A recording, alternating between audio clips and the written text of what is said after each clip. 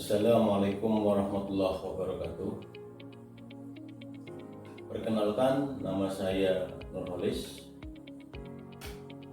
Alamat saya Tegal, Jawa Tengah.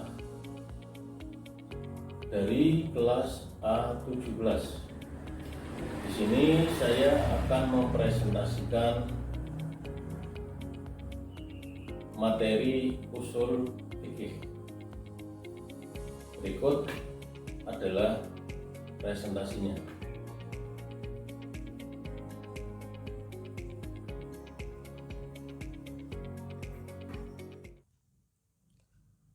Presentasi ini dibuat untuk memenuhi ulangan tengah semester mata kuliah usul fikih pada semester 3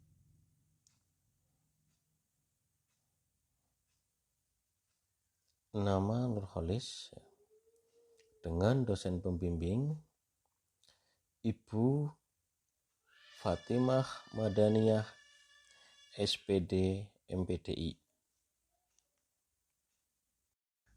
Presentasi ini diambil dari modul 2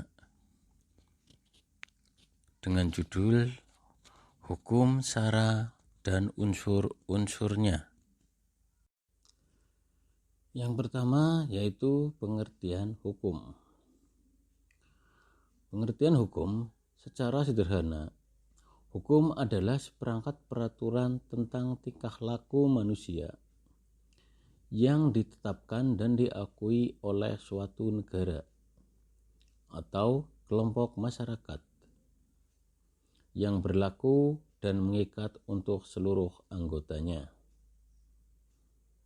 Menurut mayoritas ulama usul, mendefinisikan arti dari hukum, yaitu kalam Allah yang menyangkut perbuatan orang dewasa dan berakal sehat, baik bersifat imperatif, fakultatif, atau menempatkan sesuatu sesuai sebab, syarat, dan penghalang.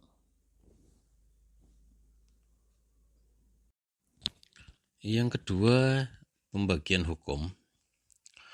Hukum dibagi menjadi dua. Yang pertama hukum taklifi dan yang kedua adalah hukum wad'i. Hukum taklifi adalah firman Allah yang menuntut manusia untuk melakukan atau meninggalkan sesuatu atau memilih antara berbuat dan meninggalkannya.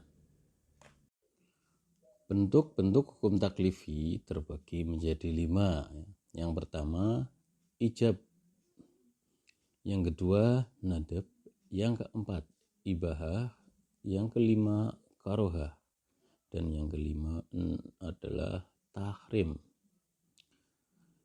Yang pertama yaitu ijab, yaitu tuntutan syar'i yang bersifat untuk melaksanakan sesuatu dan tidak boleh ditinggalkan.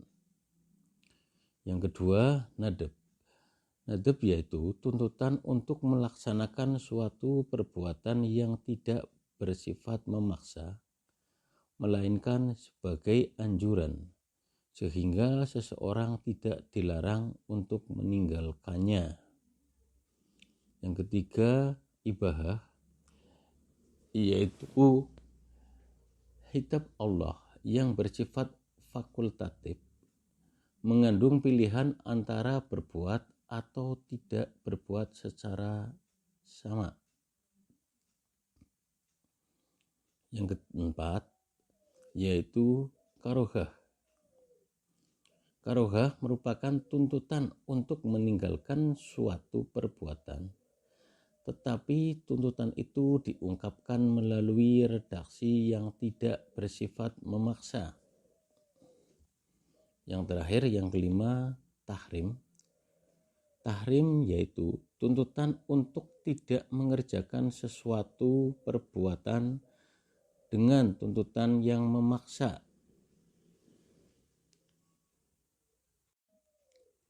Yang kedua yaitu hukum wad'i.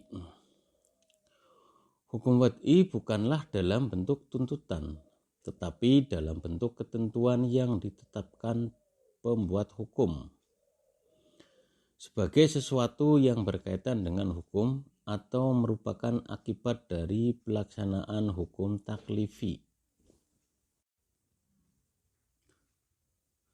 Hukum wad'i dibagi menjadi 3. Yang pertama yaitu syarat. Syarat adalah sesuatu yang berada di luar hukum syara, tetapi keberadaan hukum syara bergantung kepadanya. Yang kedua, sebab. Sebab menurut bahasa adalah sesuatu yang dapat menyampaikan kepada sesuatu yang lain. Berarti jalan yang dapat menyampaikan kepada sesuatu yang dituju atau sesuatu tujuan. Menurut istilah, sebab adalah suatu sifat yang dijadikan syar'i sebagai tanda adanya hukum. Pengertian ini menunjukkan bahwa sebab sama dengan ilat, walaupun sebenarnya ada perbedaan antara sebab dengan ilat. Yang ketiga, mani atau penghalang, yang sifat keberadaannya menyebabkan tidak ada hukum atau tidak ada sebab. Sifat fakultatif mengandung pilihan antara berbuat atau tidak berbuat secara sama.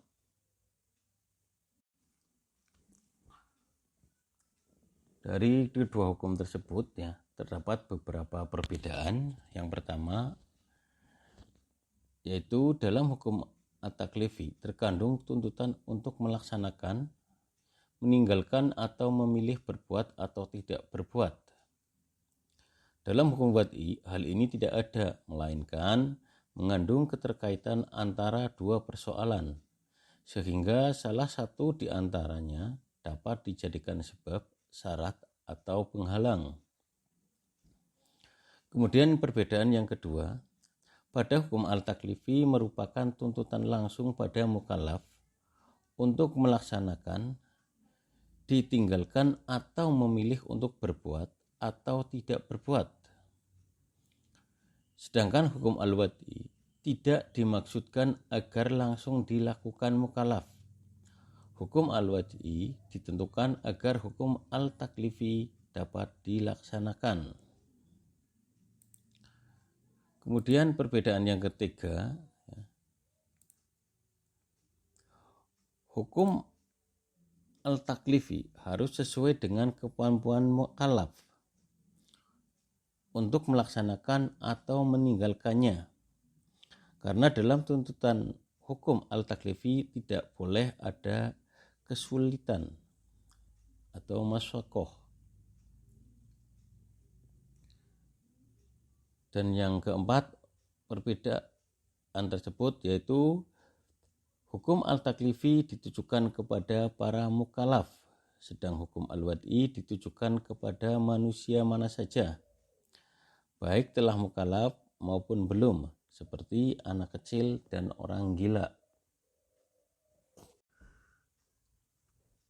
Kesimpulan dari apa yang sudah dipresentasikan pada materi, bahwasanya mayoritas ulama usul mendefinisikan hukum adalah kalam Allah yang menyangkut perbuatan orang dewasa dan berakal sehat, baik bersifat imperatif, fakultatif, atau menempatkan sesuatu sesuai sebab, syarat, dan penghalang. Kemudian hukum menurut ulama usul terbagi dalam dua bagian, yaitu hukum al-taklifi yang berupa ijab, nadab, ibahah, karohah, dan tahrim. Yang kedua, hukum wad'i yaitu sebab, syarat, dan mani atau penghalang. Demikian presentasi dari saya. Semoga bermanfaat. Terima kasih. Wassalamualaikum warahmatullahi wabarakatuh.